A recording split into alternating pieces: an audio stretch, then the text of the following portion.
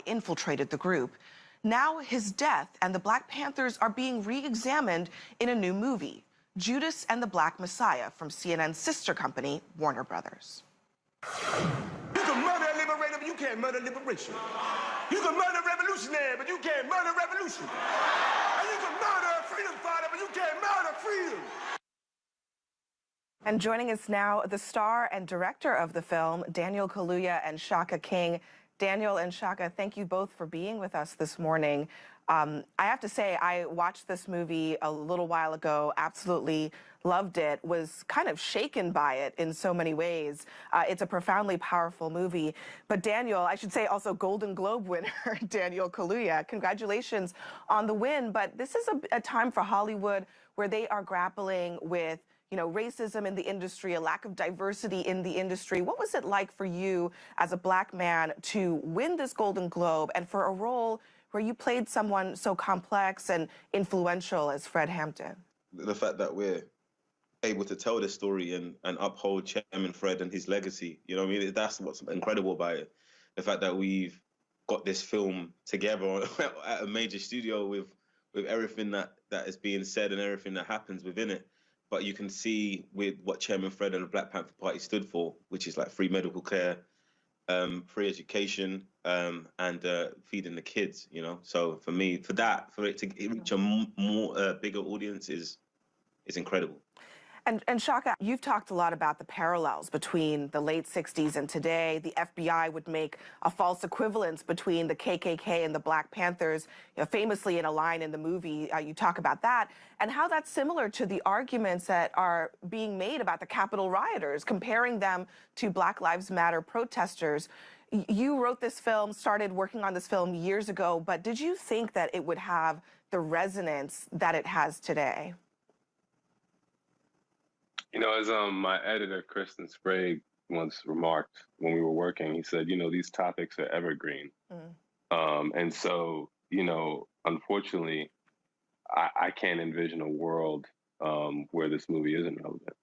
One of the things that's so striking about the film is seeing that Fred Hampton was 21 years old when he was killed, around the age of some of these protesters who are out in the streets today. What was it like for you to learn about America's racial politics as you inhabited this character, and what did you learn about the Black Panther? Did it change how you approached that character at all? I think I think I was very. I mean, I studied the civil rights struggle in school, and so I knew quite a bit about it. But we didn't study the Black Panther Party. But I kind of arrived at the Black Panther Party in a very organic way, like just being a young Black man navigating a white country and the challenges that brings. So I arrived to it not from a different perspective. So for me, this process deepened what I was feeling about myself and about my friends and about people life in America. It kind of deepened that and got me a better understanding about the self-love that they had and the love that they had for the Black community, and they were uncompromising about that. Yeah, and to that point, Shaka, so many Americans never learn about the Black Panther Party really at all, or about Fred Hampton. What do you think people should know about Fred Hampton's life and legacy? And I know that you have launched an educational program to that end. What should people take away both from the film and from what they might be Googling right now about the Black Panther Party? We made the movie to counter the propaganda that had been put forth in history books and articles about them being a racist, terrorist, militant group, when in fact they were community organizers. And as Daniel alluded to, were building medical clinics, busing children and their families to prisons to visit their incarcerated loved ones. They did clothing drives. They fought against slumlords. They essentially were trying to provide, poor folks with the services that the government was supposed to be providing for them and that they weren't providing for them. And so that's one, piece of info we want to put forth. And then in terms of, Fred Hampton, the man and the leader, just that, he was a person who really loved his people and was unafraid. And thanks to Daniel Kaluya and Shaka King for being with us. And I really encourage everyone, if you haven't already watched this profoundly powerful story, to take a look at it when you can. And you can learn more about the issues explored in the film at liveforthepeople.com.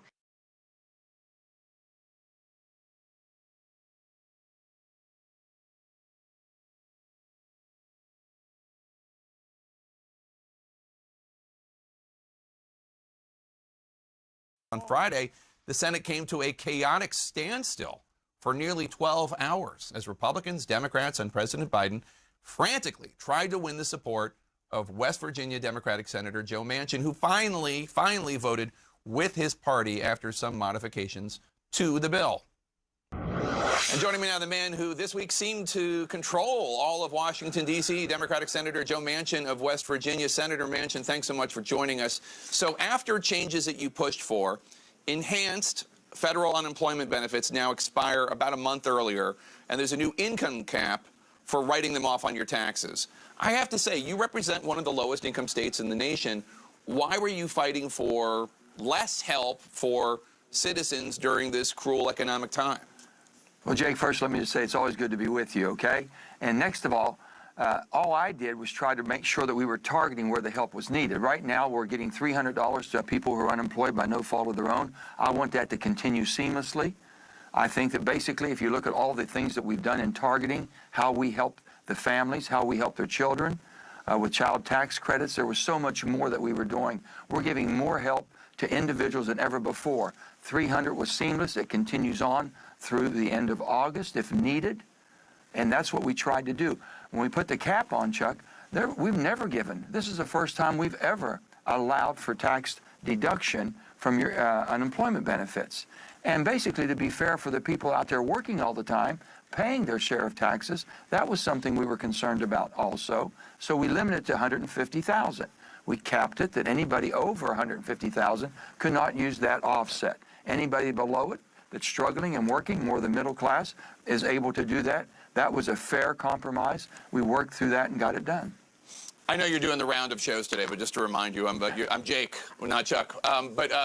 Your move forced the Senate to stay up all night voting after you spent the day on calls with Chuck Schumer, even President Biden. You were talking to Senator Portman on the other side. How much pressure were you under, and what did President Biden have to say to you? Well, Jake, on that, President Biden and I have been friends. I have the utmost respect. I think he's the right person, the right place at the right time. Our conversations have always been cordial, and the only thing he's ever said, Joe, never go against your convictions. Always do what you think is right. And I always appreciate that encouragement, and we work very well together. Working with all of my other friends back and forth, Jake, sometimes can be challenging, but the bottom line is that's what it's about, negotiations. I work with my Republican friends. I work with my Democrat caucus and my friends. We try to find that middle. With that sometimes it gets a little frustrating at times, but the bottom line is at the end result, we got one tremendous piece of legislation. This bill, Jake, does an awful lot for a long period of time. It basically goes out to 2024. We're getting help to every city, every municipality. Every one of those are going to have help now. Then they have to basically to control their own destiny. They can fix a water line, a sewer line, internet, without telling to that bureaucratic mess that may be making them jump through hoops. We've done everything we can. We're helping children now more so than ever before. We're making our schools safer. We're making it basically able to get back into the classroom in the safest atmosphere humanly possible. We're helping businesses reopen. The vaccines are getting in people's arms. We are going to go back to normal. We're going to get to some normal, and the new normal is not going to be like the old normal, and it has a chance to be even better. I know that bipartisanship is very important to you. President Biden says it's important to him as well. At the end of the day, this legislation passed with no Republican votes in the House, no Republican votes in the Senate. Some Republicans tried to offer to negotiate. It didn't happen. At the end of the day, who do you blame for the fact that this bill got no Republican support in Congress? I never do place blame. What I do place is basically we don't have the tolerance to sit down and work more. But let me tell you, Jake, this was more of a bipartisan bill than you might think. First of all, the president asked for 10 Republicans to come over and see him. That was the first visit to the White House, was my Republican friends and colleagues that went and sat down.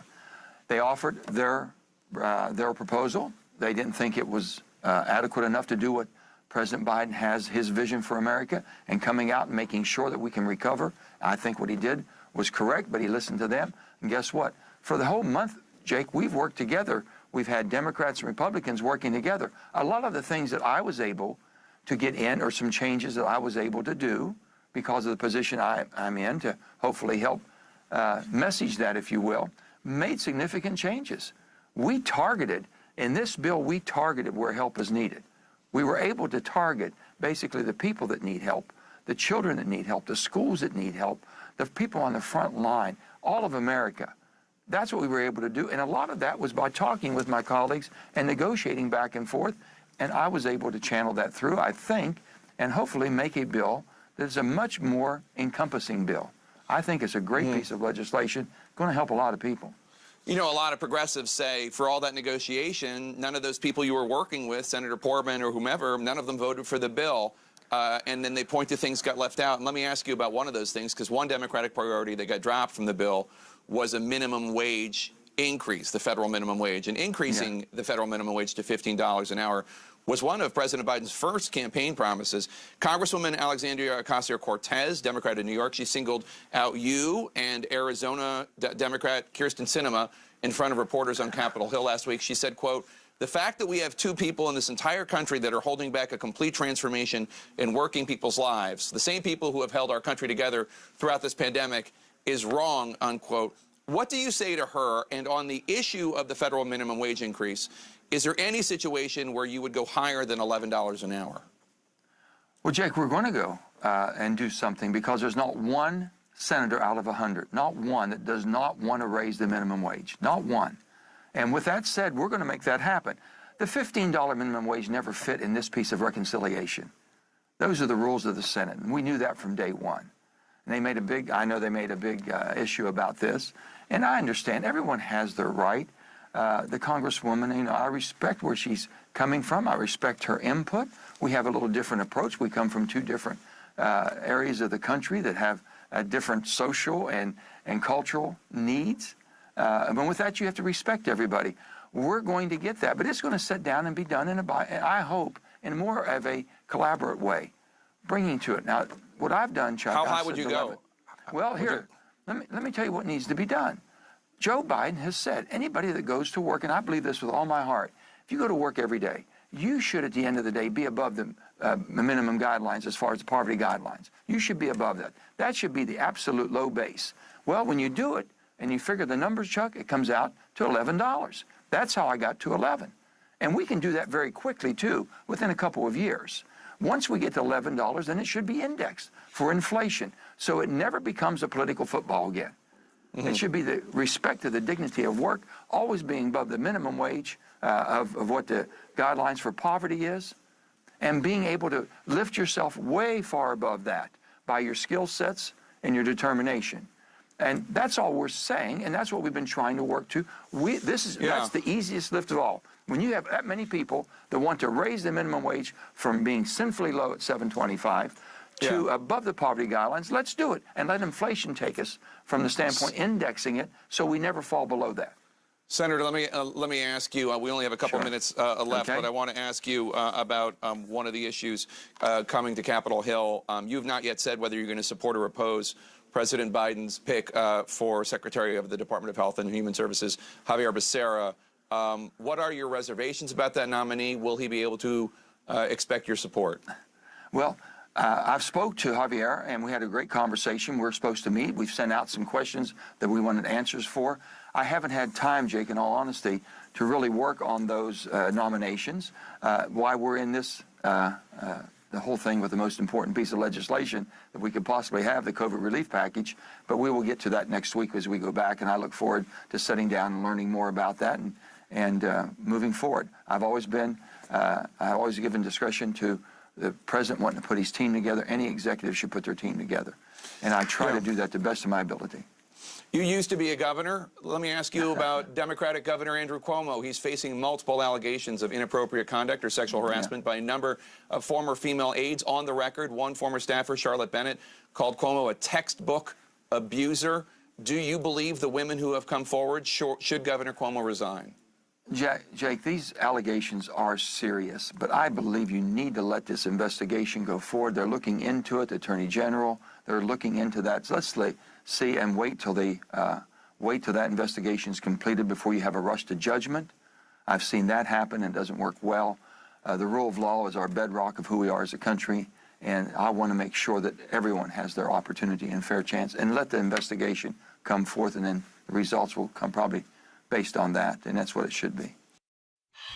Tonight, the NBA is moving forward with its annual All-Star Game in Atlanta this Sunday, despite serious questions and concerns about COVID-19 safety. Joining us now, the NBA Commissioner, Adam Silver. Adam, thanks so much for joining us. I know you got a lot going on right now. This weekend's All-Star Game is happening amid this pandemic. There's no bubble, I take it. So what are you doing to protect the players? These are the best basketball players in the world. What are you doing to protect them, the refs, everyone else involved in this event?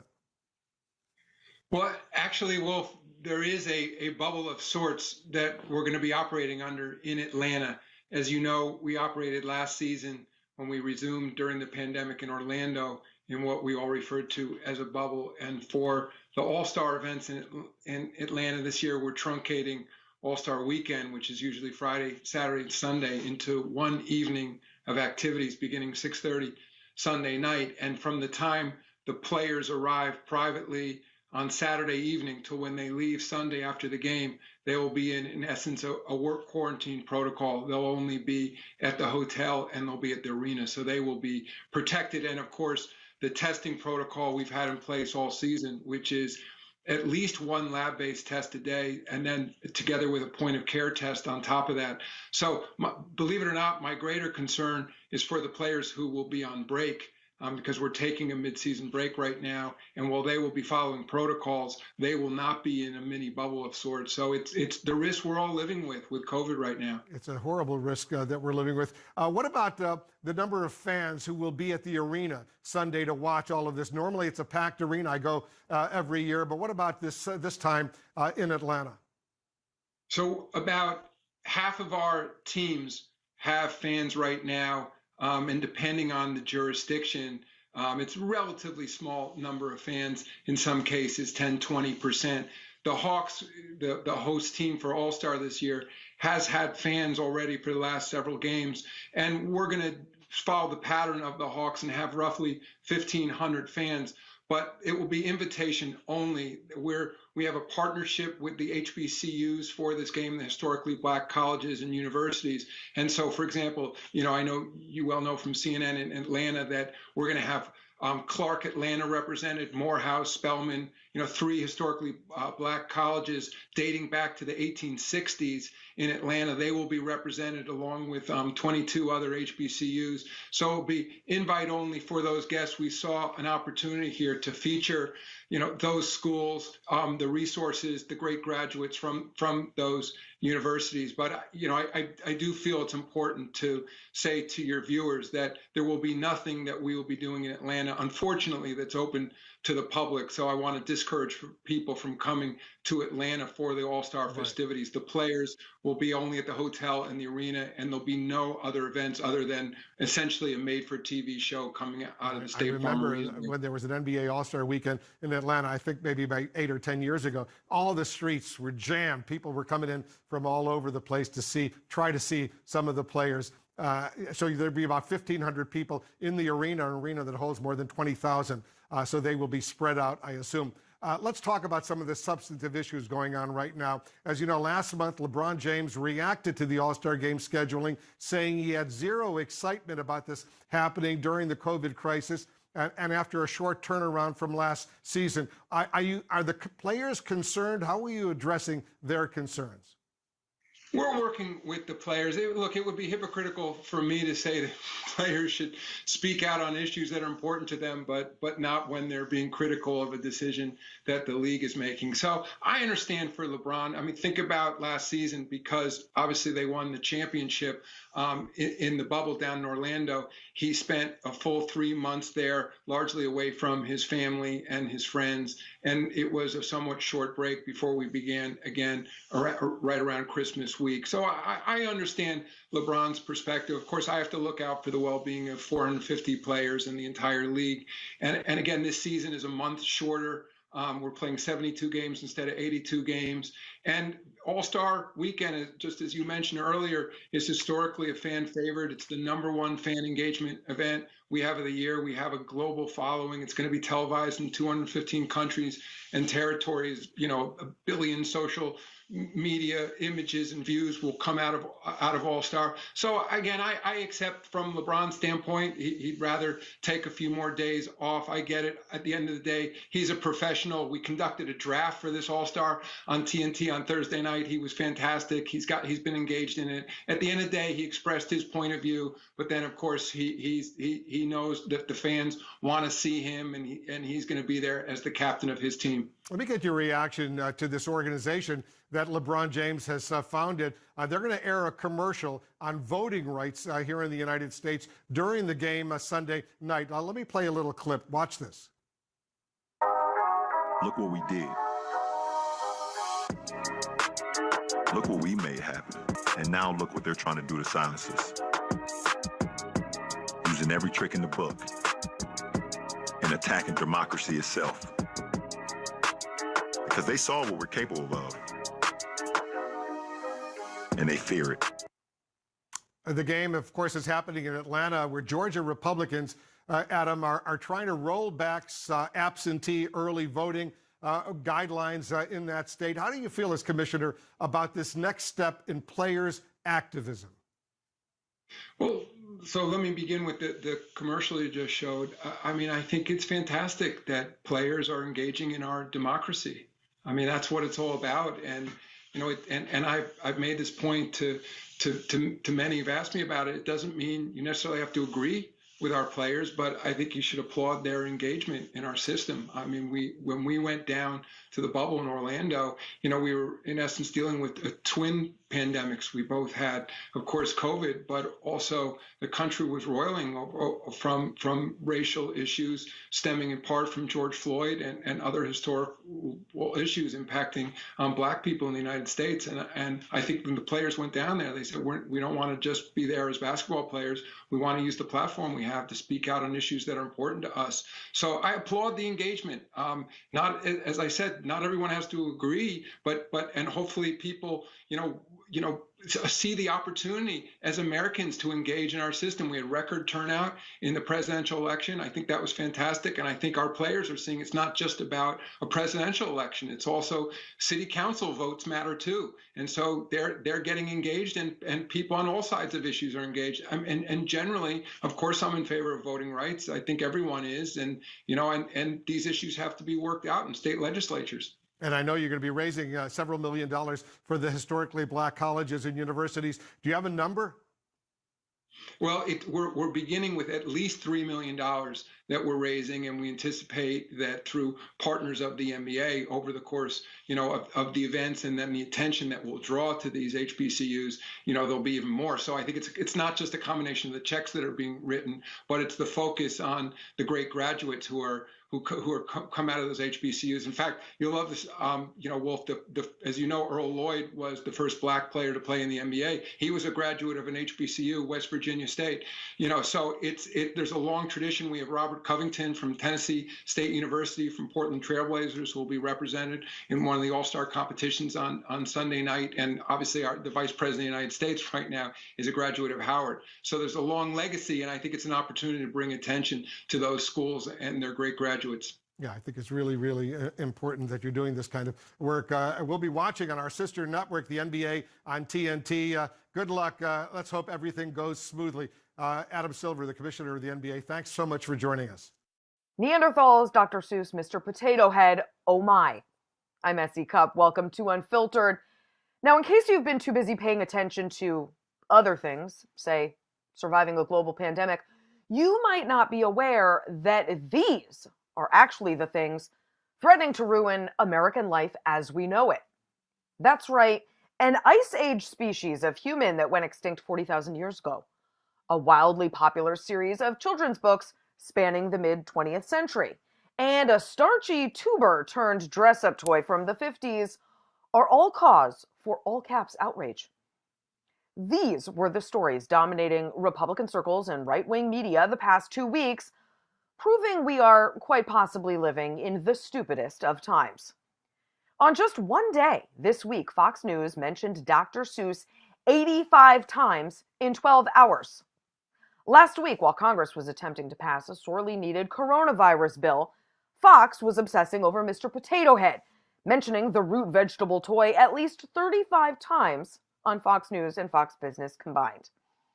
And Neanderthals haven't seen as good a week since the Pleistocene, with an actual member of Congress running to their defense. What's this all about? I'm genuinely loath to tell you. It's frankly embarrassing that the party of Lincoln has devolved to this, but here's the Cliff's Notes version. Okay, the company that controls the Seuss catalog decided, on its own, to pull 6 of his many dozen books because they contain racist portrayals of Asians and Africans. That's right, they decided to modernize, as it were. No one came for them. No one demanded we cancel Green Eggs and Ham. They made a business decision. It's called the free market, I'm told. That didn't stop right-wing culture warriors from hyperventilating. Megyn Kelly tweeted a meme that said, "Imagine living in a nation where Cardi B wins Song of the Year, yet The Cat in the Hat is deemed inappropriate content." This about sums things up, she tweeted. Except no, it doesn't. Just factually, Billie Eilish won Song of the Year in 2020. Cardi B isn't even nominated this year. And The Cat in the Hat was not one of the books being pulled. But hey, the culture wars, they don't care about your facts, only feelings of outrage. Another right-wing outlet circulated a post headlined, "The experts have finally come for Dr. Seuss, for our childhoods, and for our children." I'm not kidding. Over to Mr. Potato Head, which I never thought I'd say. Hasbro announced in February it was dropping the Mr. and Mrs. from the toy, eventually clarifying that Mr. and Mrs. Potato Head toys would still be on the shelves, but a gender-neutral potato head toy would also be made available. Again, a Hasbro decision that it felt was best for its brand. At CPAC, Florida's own Hasbro Florida rep Matt Gates lamented the new Potato Head was, gasp, America's first transgender doll. Hide your kids. And Neanderthals are back in the news after President Joe Biden said, in regards to Texas and Mississippi lifting its mask mandates, the last thing we need is Neanderthal thinking that in the meantime everything's fine. Take off your mask. Forget it. Now, I didn't know Neanderthals had a lobby, but they do, and her name is Marsha Blackburn. The Tennessee senator went on Fox Business to defend the poor, oppressed, extinct class, insisting, in the present tense, Neanderthals are hunter-gatherers. They're protectors of their family. They are resilient. They are resourceful. I mean, they're not so resilient. Meanwhile, here's what else is going on. U.S. deaths due to COVID have topped 520,000. Healthcare professionals are worried about spikes after the spring break vacation weeks. The federal government is working to distribute millions of vaccines. Unemployment is at 6.2%. The clock is ticking on a $1.9 trillion relief bill in Congress.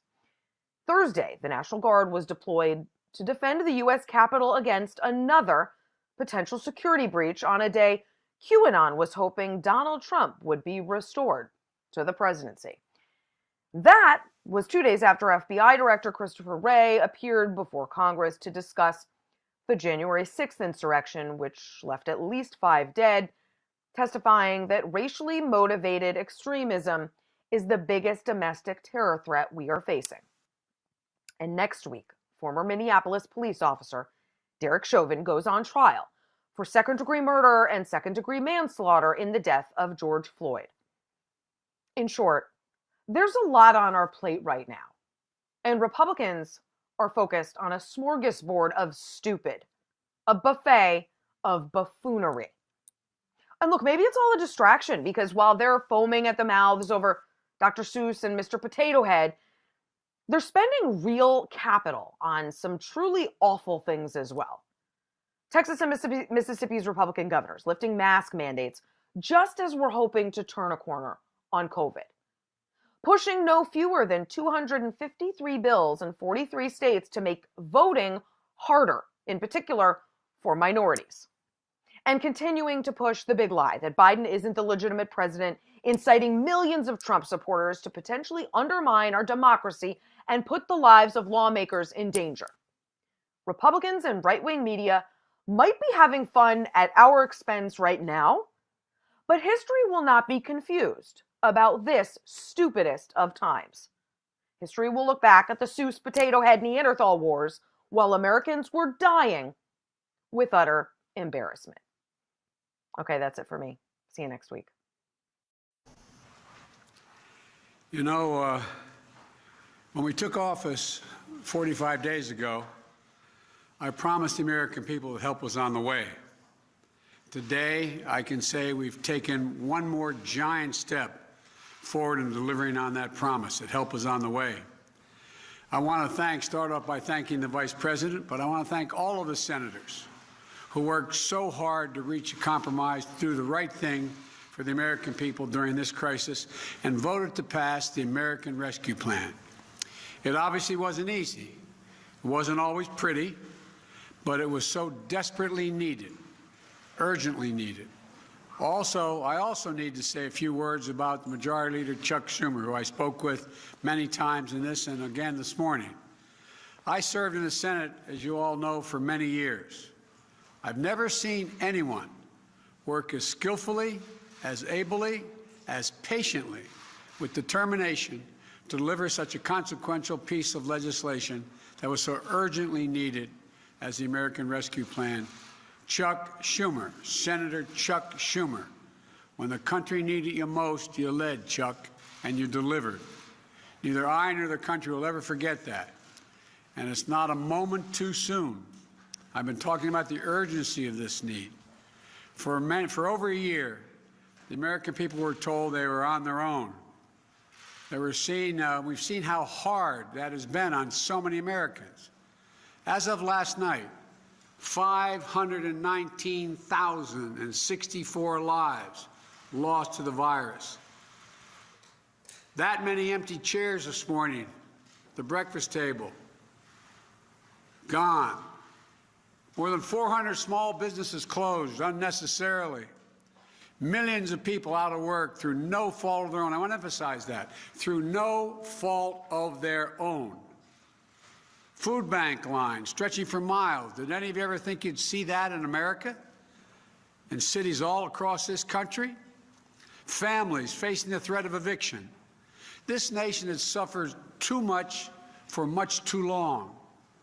And everything in this package is designed to relieve the suffering and to meet the most urgent needs of the nation and put us in a better position to prevail. Starting with beating this virus and vaccinating the country. The resources of this plan will be used to expand and speed up manufacturing and distribution of vaccines so we can get every single American vaccinated sooner than later. I believe we'll have enough by the middle of May to vaccinate. It's going to take longer to get in their arms, but that's how much vaccine